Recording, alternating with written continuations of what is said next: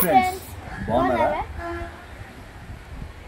ఇప్పుడు మనం ఒక మంచి రెసిపీ చేసుకోవడానికి ఫ్రెష్ తోటకూర, మిద్దె తోటలో తోటకూర ప్రతి మిద్దె తోటలో ఉండాలి.